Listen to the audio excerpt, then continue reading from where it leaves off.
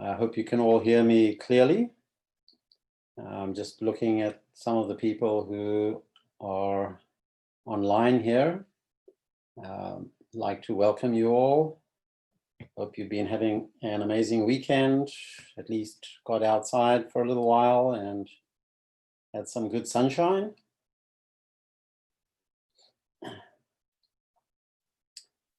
Looks like I am live and the recording is in procession.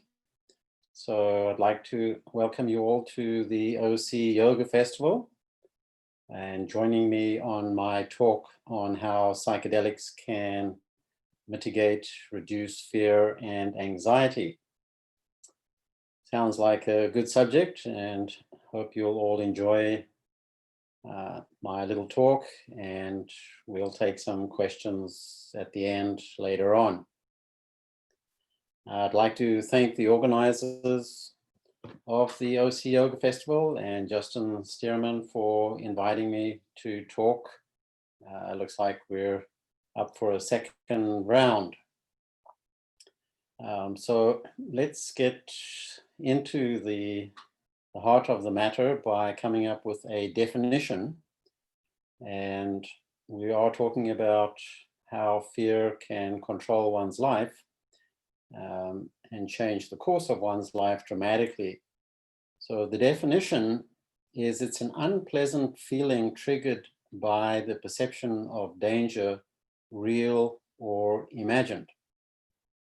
And the definition of anxiety is a mental health disorder characterized by feelings of worry or fear that are strong enough to interfere with daily activities. Why does fear grip us and have a stranglehold around our neck, leaving us powerless to act? So what we found, for example, is when you're given information, how does that information affect you and how do you make choices as a result of that information? Now that information may or may not be true. It could be completely false, and yet when you take it to be the truth, sometimes you can make choices or decisions that are actually not in your favor. So for example, when COVID-19 came out, there was an upsurge in the number of suicides in the United States. And why would this happen? Why would a pandemic cause an upsurge in suicides? And so this is the nature of the mind. The mind comes up with these reasons that there's something called the fear of loss. I've lost my job. I don't have any money. How am I going to pay my bills or the rent? And so the mind and reality are two different things. And so what we do is we take that information and interpret reality accordingly, even if the information, as I'd said, is false. So one of the things, certainly as a species, is we don't do well in isolation. We are certainly social beings, and we want to feel that we belong. When we feel threatened and our survival is at stake, we may quickly lose hope and believe that there is no point in carrying on. And I think this is what has happened is when people have become too isolated, have lost touch with community, then it's easy to see how the mind can go out of control, or how easily the mind will go out of control, because we start surmising, making assumptions, projecting all sorts of negative things. And so perhaps on the one hand, this kind of isolation has been a real challenge as to the actual character of a person. In other words, as humans, we often go through these incredible trials of withstanding difficult times. And what we've seen throughout history is the amazing capacity that humans have to withstand incredible untold hardships, difficulties, and all sorts of things. So when we run out of money or incur too many debts, we can become full of fear. Ultimately, all of the fears that we can name are a subset of the one main fear, which is that of death. And so we even have in English special words for certain types of fear, such as being enclosed in a small space, claustrophobic, and so on. And as I said, ultimately, all these subset of fears are certainly encompassed by the granddaddy, which is that of death. Interestingly, we are programmed to survive no matter what the cost. So what then can override that program? How can a situation become so bad that a person is willing to forego their life? So let's go back in time to when a child, for example, was in the mother's womb. And that child took on the stresses of the mother.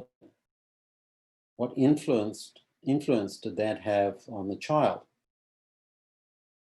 So that could be an interesting starting point. We could go back even further before the child was in the womb. We can go back into past lives and perhaps look at what that person is carrying through into this present life. And it's a great area of discussion that if things have not been resolved in past lives, does that mean that this is a chance to resolve and get past those events, those possible traumas? Is it something that we can actually resolve in this lifetime? And then again, the question comes up, if you don't manage in this lifetime, you have another lifetime. And do you have infinite lifetimes to figure it all out? And is there such a thing? Meaning, are you able to figure out and get to a place where you are actually trauma-free? Now, at an early age, a child may be neglected, abused, traumatized, and survival will kick in. In order to survive, strategies are needed. Strategies and the coping mechanisms along with these is the development of the ego. And so if I define the ego, it could be strategies of coping mechanisms. And on the one side, these are survival. But on the other side, it's a program that gets you to an environment which you will become used to or familiar with and recreate that pattern throughout your life. So if the pattern is to live in abundance, to live in luxury, lots of money, good things, so to speak, what we found is a person can, through life circumstance, lose everything. And very quickly, the ego, part of the unconscious, gets to work, gets busy, and within a short time, a very short amount of time, that environment the person was used to is recreated, and suddenly they have lots of money, they have a good place to live, lots of abundance. So the ego is unbiased. Same thing, if the ego was programmed to be poor, the person can win the lottery. And statistically, they say over 90% of people who win the lottery spend the entire amount within 4 years.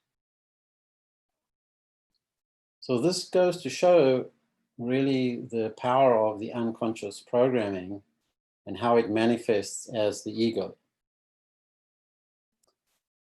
They say that by the time a child is 7, the ego is fully developed. And there is a saying by the priests in the temple, "Give me your child for the first 7 years." So in brackets, that means they have time, the first 7 years, to program the child. And then you can take the child back, but they know now that the child has been programmed, and this sets the course for his life. So what we're looking at then is, as a person develops and matures and grows up. So I like that saying, you can either grow up or you can grow old. And what we're looking at then is, if a person is maturing and their life is, for example, not in balance, there are struggles which they're not managing to get past, they have continuous issues, and they're not resolving this, then this is something that could be taken up by reflecting on the nature and function of the ego. And what sort of work is needed to be done to change that program. And so really that's the crux of this talk, is what are the things we can do in our life to change the program that is in the unconscious and results in a manifestation through the ego.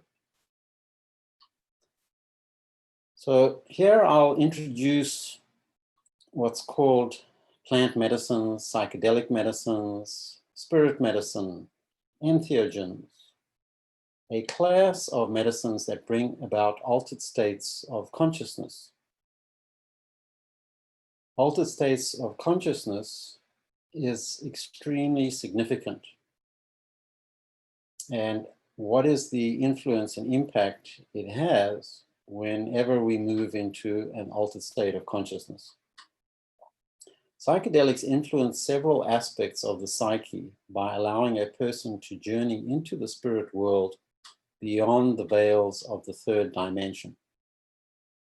People who are always in this dimension, I say, can easily go mad, can easily lose it. When you're always in this dimension, you may be depressed, anxious, afraid, stressed, afraid of losing control.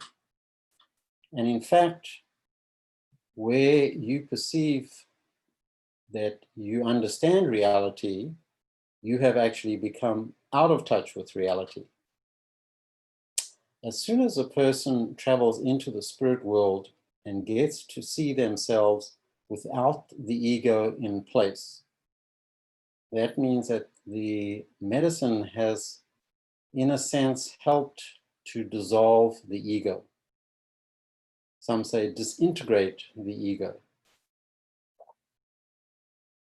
So without the ego in place, without all those boundaries and stories that we've been given and what we've been carrying our whole life, the horizon begins to open up and we start to see the big picture.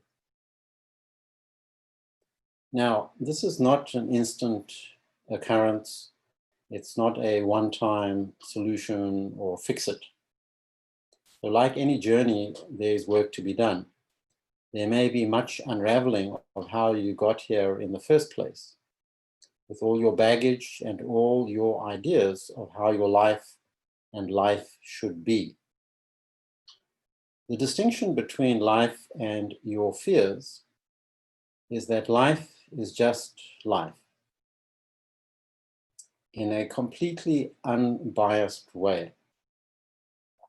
So what you may want versus what life really is are two different things.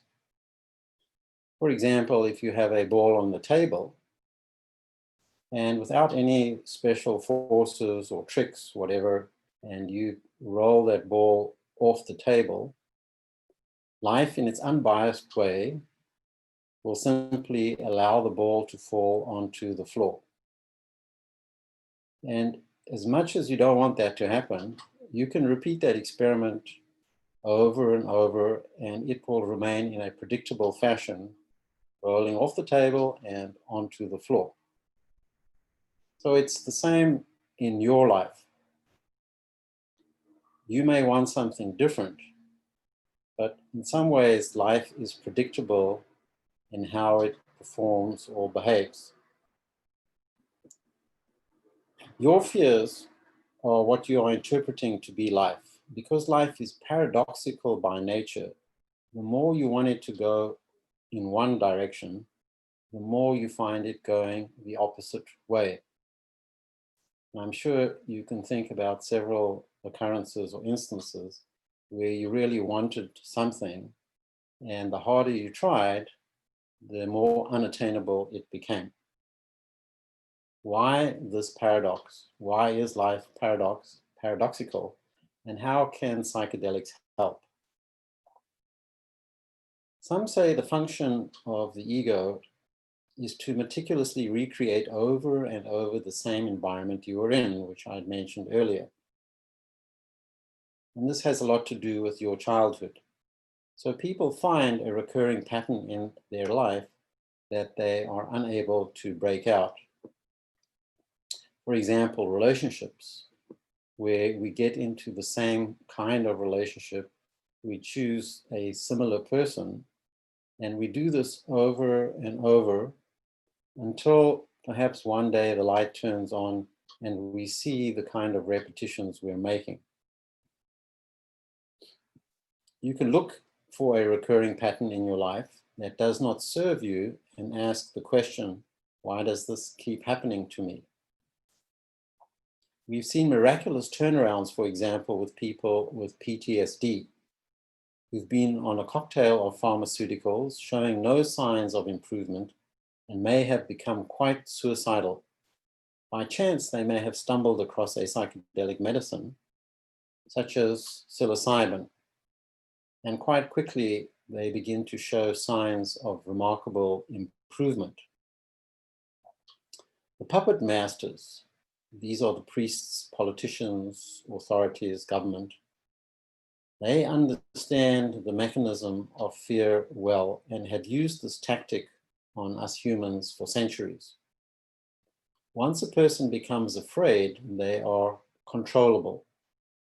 However, some will rise to meet the challenge and face their fears, be they internal or external, and others will flee in flight from it.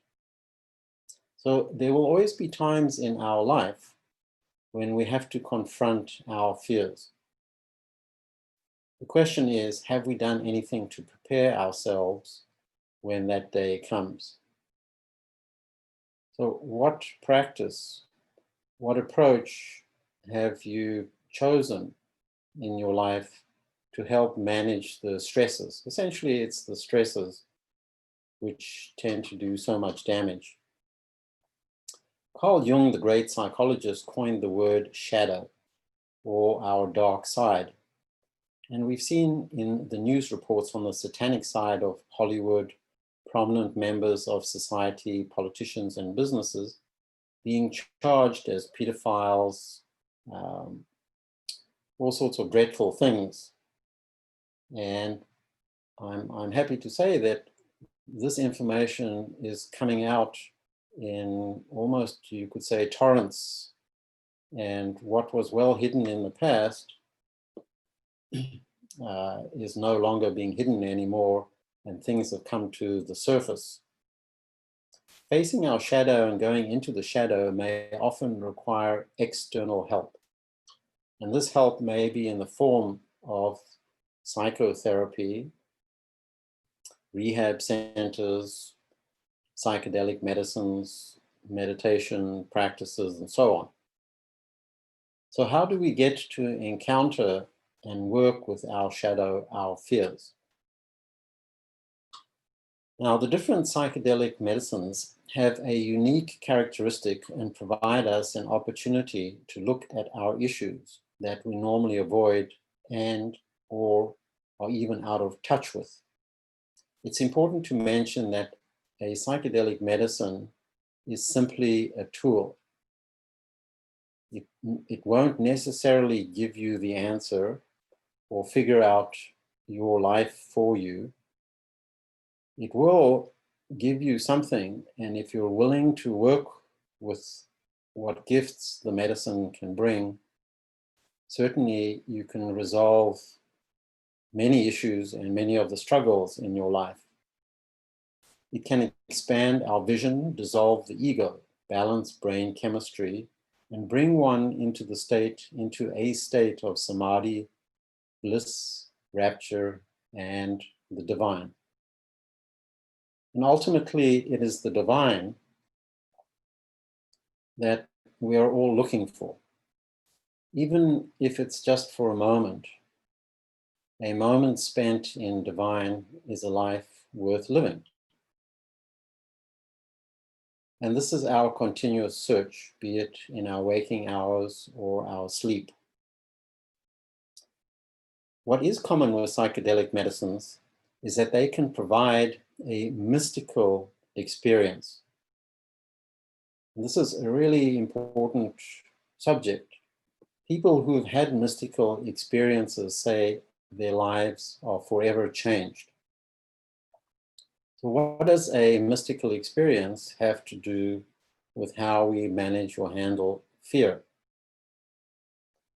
The mystical experience is known wherever baffled humanity has sought the meaning of the eternal mystery of life, a saying by Eustace Hayden. The most beautiful and profound emotion we can experience is the sensation of the mystical. He to whom this emotion is a stranger, who can no longer wander and stand wrapped in all that it is as good as dead. This knowledge, this feeling is at the center of true religion. In this sense only I belong in the ranks of devoutly religious men. A saying by Albert Einstein. And lastly, a definition of the mystical experience by William James, called The Varieties of Religious Experience, written in 1902, is the most well-known treatment of such mystical experiences from the Western point of view. James has 4 defining marks of mystical experiences, and they are ineffability. It defies expression. No adequate report of its contents can be given in words. It follows from this that its quality must be directly experienced. It cannot be imparted or transferred to others. Noetic quality. States of insight into depths of truth and unplumbed by the intellect. They are illuminations, revelations full of significance and importance. They carry with them a curious sense of authority for after time. Then we have transiency. Mystical states cannot be sustained for long. Often when faded, their quality can but imperfectly be reproduced in memory. And lastly, we have passivity. The mystic feels as if his own world were in abeyance, as if he were grasped by and held by a superior power. And these are 4 states which, if you've had a mystical experience, are quite familiar. And so, again, a person who is willing to go more and more into mystical states will find a very, very different life. And it's interesting how the energy of a mystic person is different from, I call, the 3rd dimension person. Often if you look at a person who's had these transcendent experiences, they seem to be calm, collected, at peace. And it's not that easy to get them riled up. It's not that easy to get them off their balance. And this is a great clue or a hint as to what happens when you travel into the spirit world and have these altered states of consciousness and alternative experiences. People who say they were touched by the divine and know what it is like to be in a state of grace are no longer in fear. I want you to draw an imaginary reference line called fear. Is the line high up or low down or somewhere in the middle? I want you to think about how willing you are to risk in your life and be impulsive. How much do you conform to the whims of society, your family, your job? In other words, what are you willing to do to fit in? Now think about some of the outrageous things you've done in your life. And will that continue as you get older? Or do you find that you're playing it more safe? Meaning, did you have wild teenage years or in your 20s, and then you begin to settle down? Or do you find that you're still doing impulsive things at the spur of the moment, booking a ticket, going to some strange destination, doing still what is considered crazy things? And why do you do them? And what does it give you in your life? Now, have you ever had a mystical experience, and how did it change your life?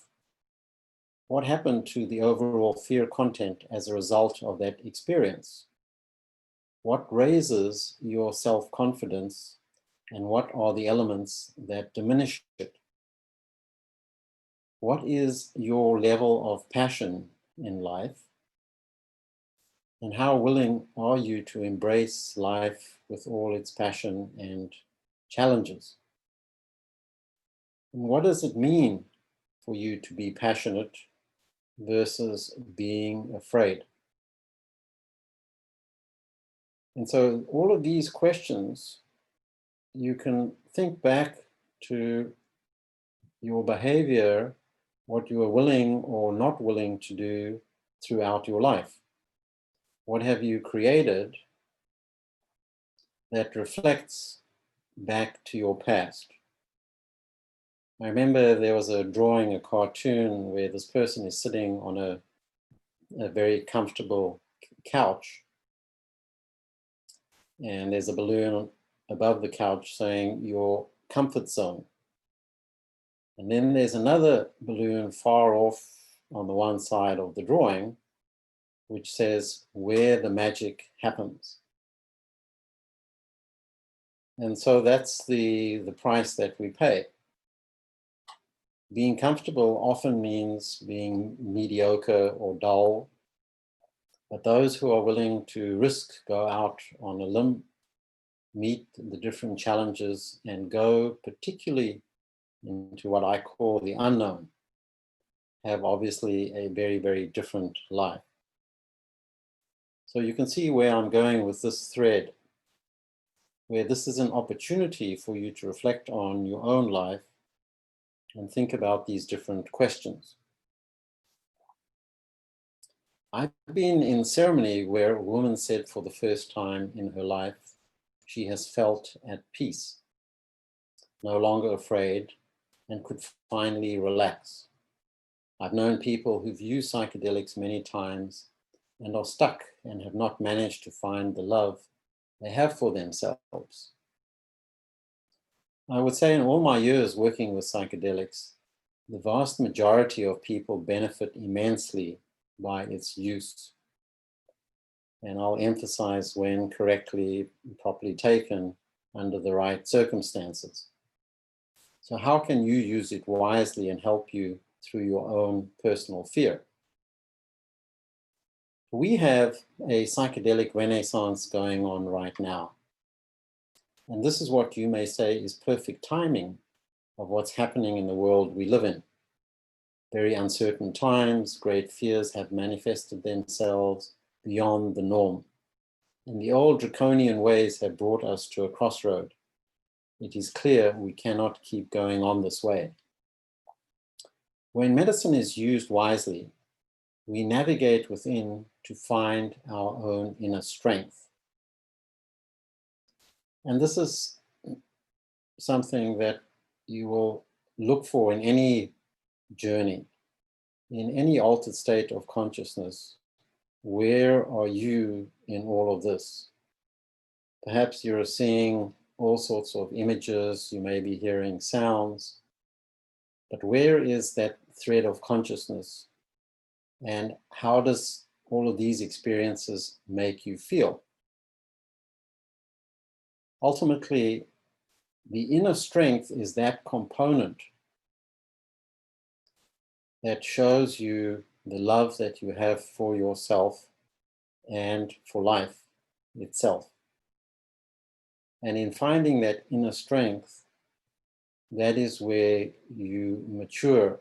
That is where you become confident in where life will take you and your ability to handle whatever is thrown your way. So a great acceptance settles over us, that we cannot be threatened, we cannot be swayed. Our very fabric is that of love and not of fear. Once you have found yourself, no one can ever take that away from you. You can never be put in a box or a cage or behind bars. Here's a short phrase from the book, The Velveteen Rabbit by Marjorie Williams Bianco. This little excerpt I really love. And it begins, "Real isn't how you are made," said the skin horse. "It's a thing that happens to you when a child loves you for a long, long time, not just to play with, but really loves you, then you become real." "Does it hurt?" asked the rabbit. "Sometimes," said the skin horse, for he was always truthful. "When you are real, you don't mind being hurt." "Does it happen all at once, like being wound up?" he asked, "or bit by bit?" "It doesn't happen all at once," said the skin horse. "You become. It takes a long time. That's why it doesn't happen often to people who break easily, or have sharp edges, or who have to be carefully kept. Generally, by the time you are real, most of your hair has been loved off, and your eyes drop out, and you get loose in the joints and very shabby. But these things don't matter at all, because once you are real, you can't be ugly, except to people who don't understand. So you are free. Fear will not override your consciousness. It is in that freedom that you can go out and touch the lives of others. You will be a light and an inspiration to those around you. Those out there very quickly pick up on your energy. As you help them to grow, the old dark forces begin to fall away and the fear evaporates. In these times of confusion, doubt, and uncertainty, look within for your own guidance. Seek community to nourish you. Reach out and let yourself be heard. There are many practices that a person can do to bring out their true self. My practice has been with psychedelics and other forms of meditation, yoga, being in the great outdoors. So I have many practices. All of them contribute little by little to the kind of person I am.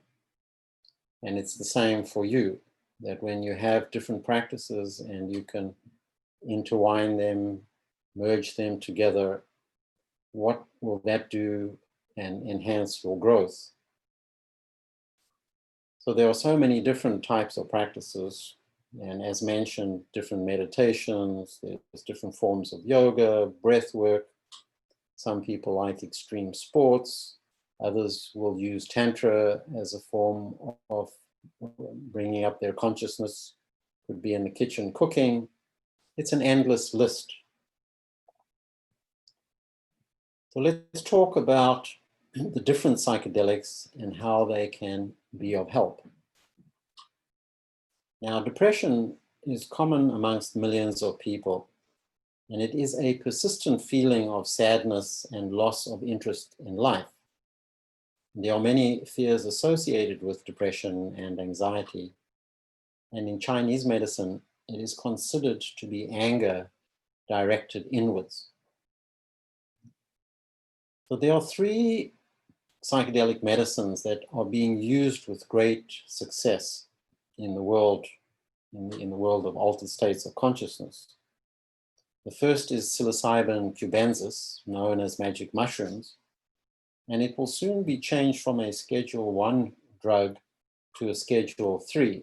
Although I don't call it a drug, I use that word more for pharmaceutical substances or synthetics that pharmaceutical companies have come out with. So Schedule 3 is known as therapy-assisted medication. The second is ketamine, and also it shows really remarkable and great therapeutic effects.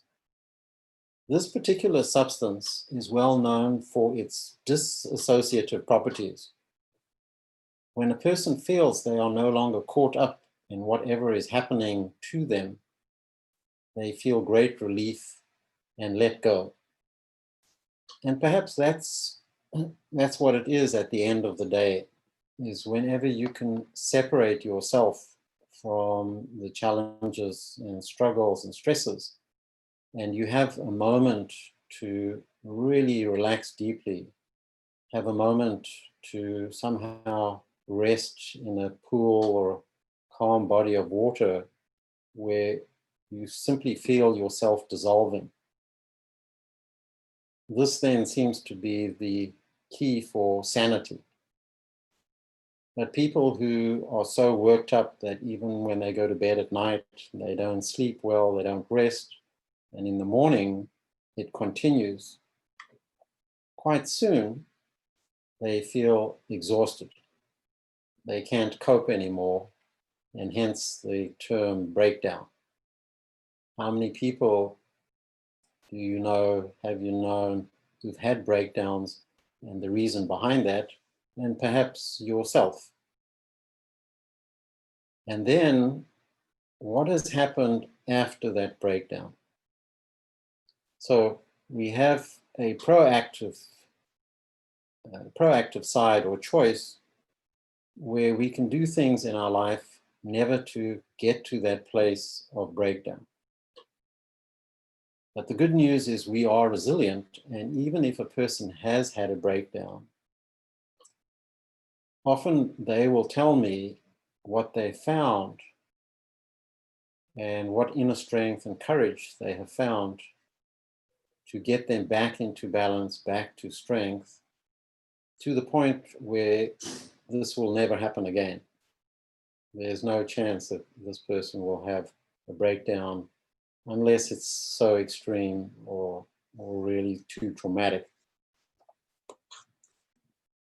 And the third one is MDMA, or the amphetamine class. And this helps to relieve depression and has shown really great things for people who have been suffering from PTSD. The thing with MDMA is it's classically known as the great heart opener. And it puts people into the state of real openness feelings of unimaginable love for themselves, for the world, for those around them. And the person gets to bathe in those feelings for a few hours. When they can take that feeling, even when the substance has worn off, and they can integrate that into their lives, that's where we've seen really tremendous turnarounds. People who've been suffering from PTSD no longer seem to be caught in that grip. Now, the mushrooms, for instance, and with many of the other medicines, there are essentially two approaches that help people through their condition. So we have what's called microdosing and the ceremonial dose. And there's lots of discussion nowadays on microdosing and its benefits. And we've seen even over a relatively short period of time, a few weeks, where a person has been microdosing, that they've really received a lot of benefit. So in a nutshell, a microdose would be typically a 10th or a 20th of a full dose.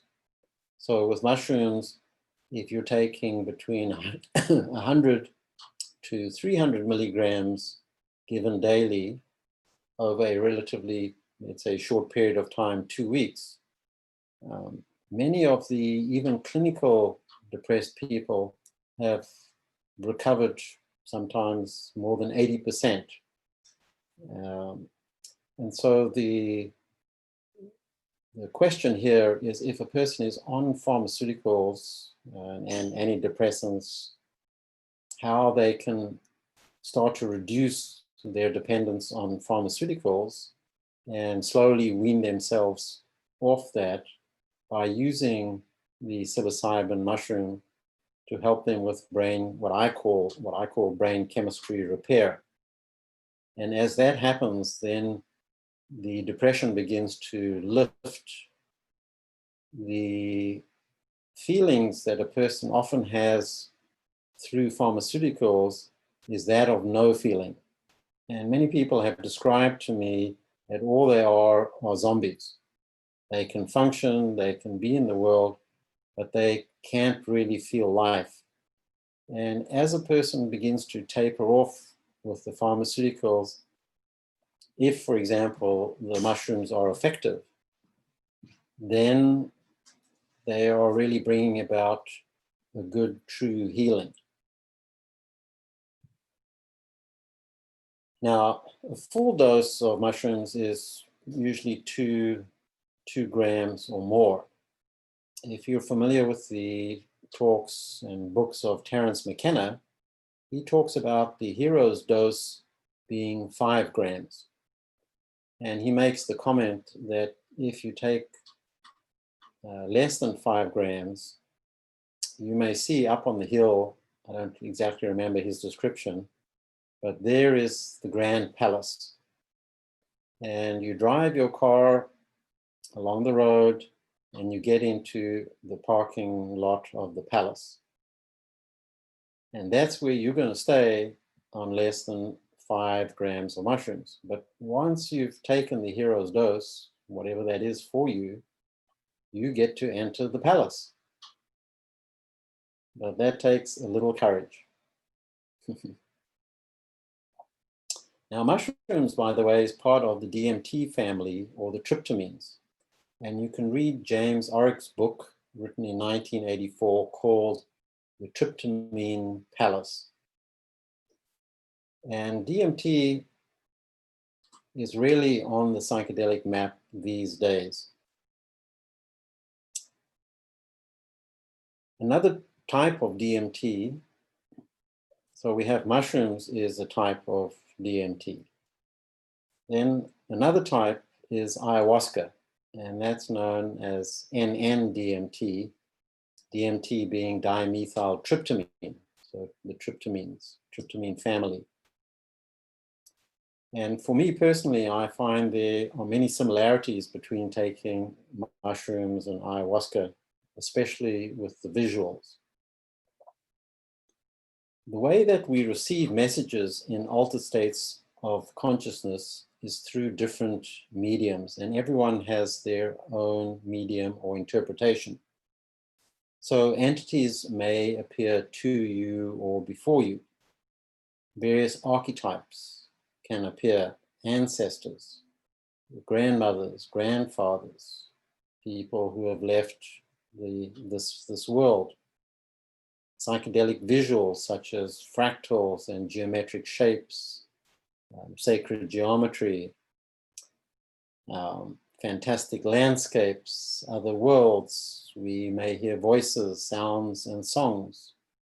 And these can all be messages, and in a sense are helping to guide you for you to get better understanding of who you are. These messages, therefore, can bring deep insight and help us let go of fears we've been carrying since childhood or even past lifetimes. When we let go of fear, our life begins to change and we have a new capacity to make decisions from a place of love. And here's another important point I want you to think about is, what is the quality and nature of your decision-making ability? Meaning, if you look at several decisions that you've made, what are some of those elements? How do you come to making a decision? And so we have the two extremes. On the one side, you will have a person, let's say, who's very impulsive, who's very, you could even say intuitive. They don't think about it. They simply go for it. There it is. And they kind of either say, well, good luck. Let's hope it works out. Or we'll give it a shot another time. And then on the other side of the pendulum is the careful person in their decision making. And they may research and research and research and even not be able to come to a place of making a decision.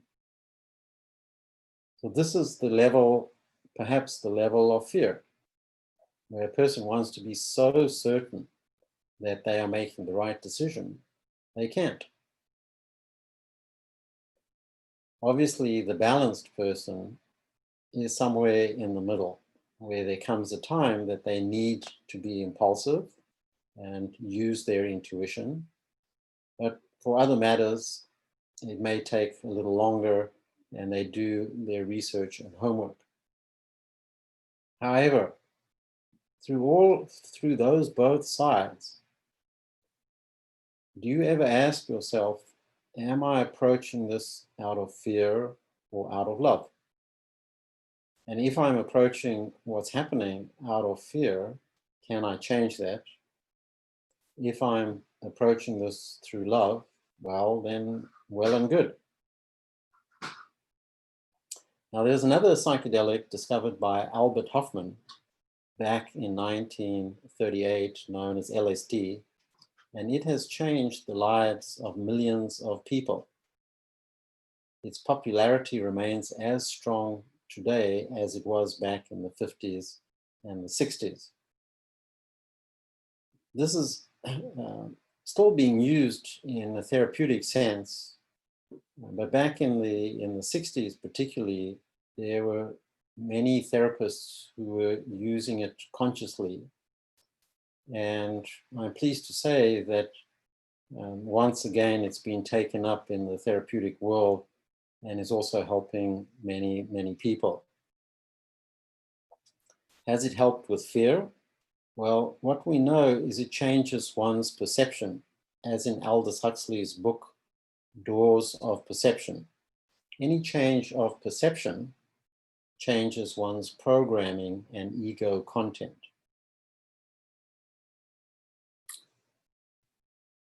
Now, there's two other medicines which are currently being used a lot for people with addictions. So the the well-known medicine for addiction is ibogaine, the extract from iboga. However, they found that when that is complemented also with the use of 5-MeO-DMT, the recovery of the addicted person tends to be a lot higher or stronger. One of the comments about these medicines is that they reset the receptors in the brain back to a prior addicted state. And so the person, after they've gone through these medicines, no longer have that craving for their next fix, be it for alcohol, for heroin, for opioids, so many different elements that a person can become addicted to. Now, there is a doctor who has an addiction clinic in Vancouver. His name is Gabor Mate. And he's published a book called In the Realm of Hungry Ghosts. Essentially what he claims or says, and he even talks about his own addictive personality, is that the addicted person is always in search of dopamine. And he talks about he being traumatized early in his childhood. And what that trauma does is it suppresses the production of dopamine. And so then that person has a tendency to easily become an addict of sort, because they're always in search of this dopamine feeling or rush. And so we can also talk about that if you have any questions. So ultimately, it is your consciousness and awareness that determines your level of fear and how you play it out in the world around you. It is your awareness that will give you the courage to go through the fear and shine your light in its face. So that concludes my talk, and we still have a few minutes I wanted to leave open. So if any of you have some questions, please go ahead. Thank you.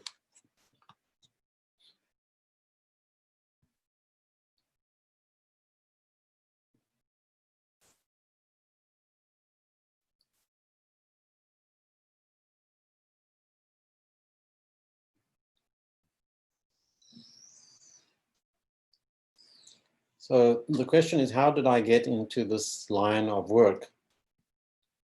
And it started quite unobtrusively more than a decade ago. I knew some people with cancer, and they had asked me to make extracts of cannabis oil for their cancer. And I remember saying, all right, I'm happy to look into making these oils or the extracts, and I'll go ahead and make it for you. So I remember getting all the materials and the equipment, and I'm spending the day making these extracts. Now, throughout the day, I'm doing little taste tests.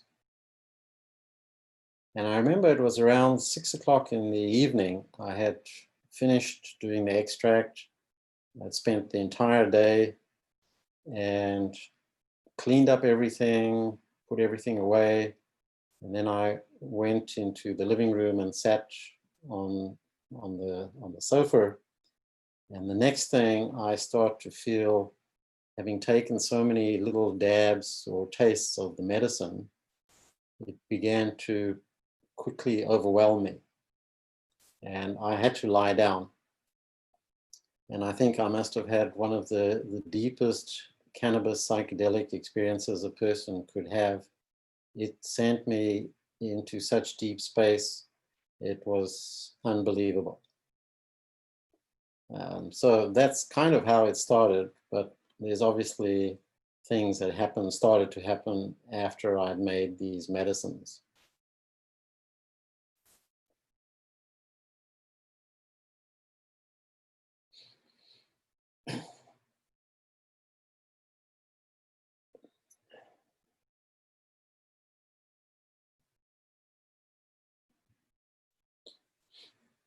So here's a question. It says, I've been told because I have neurological Lyme, even microdosing is not currently safe. I've met people who've done a lot with, I assume you're talking about Lyme's disease. And firstly, what they've done is some of them have managed to recover using, for example, ozone intravenous therapy. Others have used the Rife technology, apparently quite successfully. Others have used different essential oils, but some have had greater or less results. The thing with the Lyme's disease is you become very sensitive to psychedelics or these medicines which can affect your current state of consciousness and can be overwhelming. So first of all, we have to look at what exactly are you thinking of microdosing, at what level. Have you done that before, and at what sort of dosage have you noticed a strong or too strong an experience? So I think in general, any medicine that is really done cautiously should not have a harmful experience. In order to reach me, I just use some very basic ways. You can reach me on Facebook under my name, Sel Sarkin. You can email me at cellsarkin@hotmail.com. I'm usually pretty good at following up with you. And so please reach out, and I'm happy to discuss whatever you'd like to discuss. Here's another question. It says, I stumbled upon kratom at the farmer's market, which I'm having a hard time tapering off. So for example, kratom can be used. There was a good talk last year by a few people who had used kratom effectively for anxiety. It can also be used when coming down from certain substances such as MDMA, where for some people they become anxious, and kratom can help with that. But tapering off from kratom, I would have to look into what could be some alternatives or some substitutes, how you can do that effectively. So please contact me privately if you prefer, and I can look into it for you.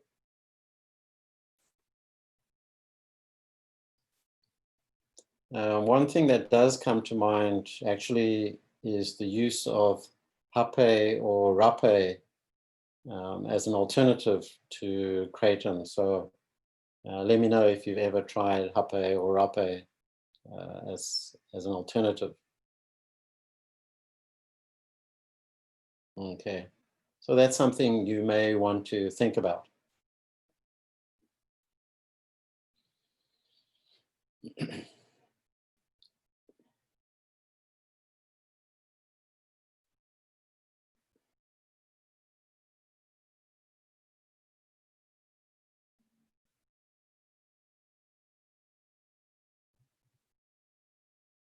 Okay, so I guess we're good to go. Thank you everyone who joined in our talk today. That was a lot of fun for me. I enjoyed giving out the information, and I hope to see you all soon someday, somewhere along the bumpy road, as my son used to say. Thank you once again to OC Yoga Festival and we shall see you somewhere along the way. Take care.